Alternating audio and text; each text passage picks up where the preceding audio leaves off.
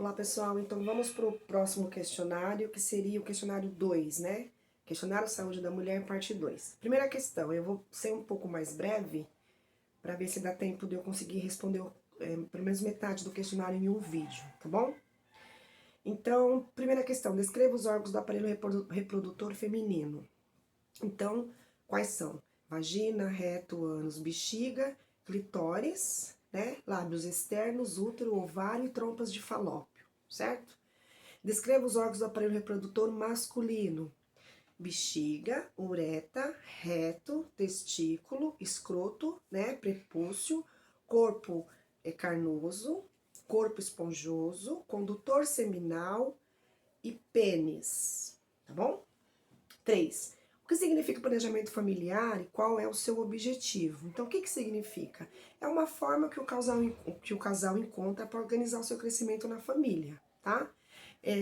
Qual que é o seu objetivo?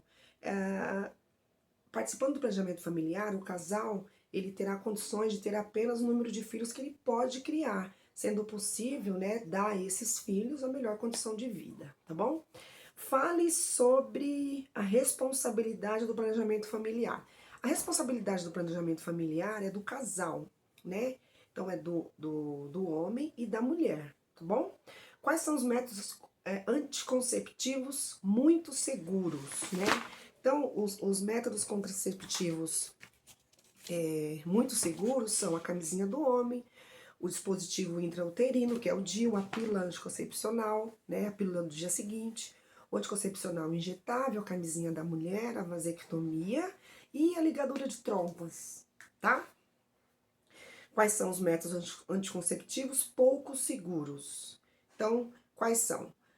Tabelinha, diafragma e geleias espermicidas, ok?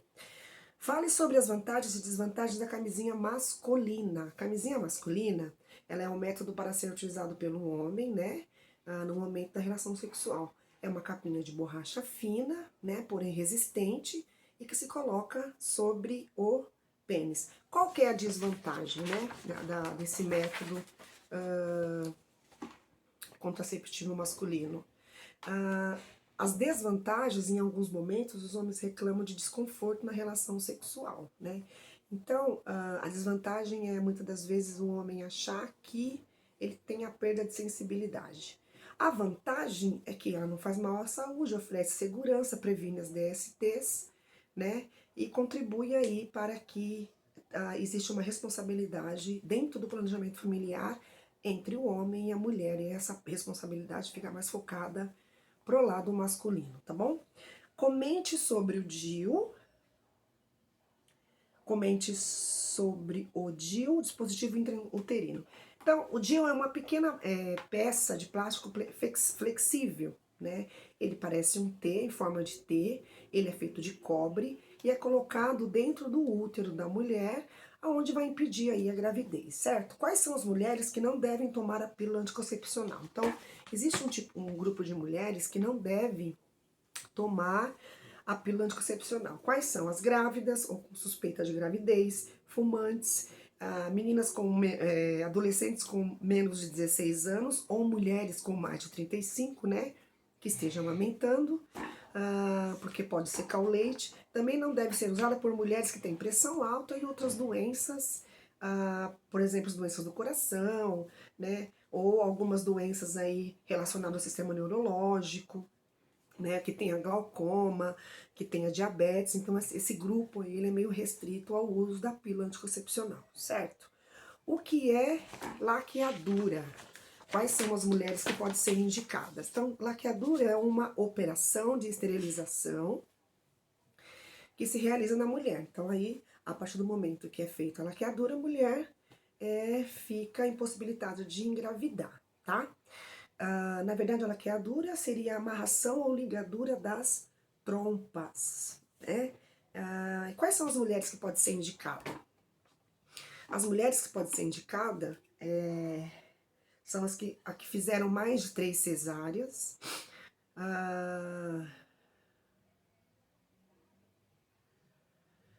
doenças graves no coração, com diabetes grave, problemas de RH negativo e gestações anteriores, sem os devidos cuidados, mulheres que têm pressão muito alta, que têm problemas renais, com problemas pulmonares, tá?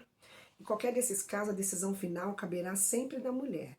O médico deve ajudar dando informações sobre os riscos e as consequências, né, discutindo a possibilidade de usar outros métodos, tá?